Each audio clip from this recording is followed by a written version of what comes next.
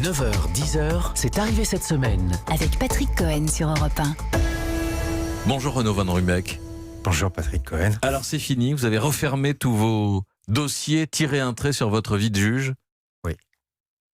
Oui. On ne dira plus le juge Van Rummec. Non, je m'appelle Renaud. Vous quittez le pôle financier du tribunal de Paris et la magistrature 42 ans après y être entré. Dans quel état d'esprit? Je suis content de partir. Tout a une fin. Moi, j'ai le sentiment d'avoir fait ce que je devais faire le mieux possible. Et puis, l'âge est là, donc il faut aussi passer la main. Et puis, il y a des jeunes qui prendront le relais. C'est très bien. On va revenir sur quelques épisodes marquants de votre carrière et de vos dossiers, mais est-ce que vous êtes globalement dans l'idée d'avoir un peu ou beaucoup fait avancer les choses? J'ai un petit peu contribué à mon niveau, si vous voulez, mais en étant un juge d'instruction de base.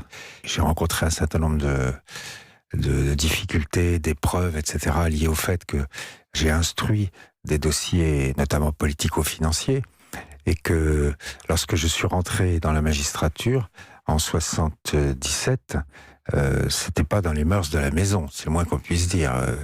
Prenez sous la 5e République, la 4e République, etc., le nombre de scandales qui ont été étouffés, et la justice n'allait pas mettre les pieds dans ces domaines-là. Donc, si vous voulez, en y allant, je me suis trouvé face à des ripostes en face, auxquelles je ne m'attendais pas d'ailleurs, mais auxquelles je me suis habitué. Voilà.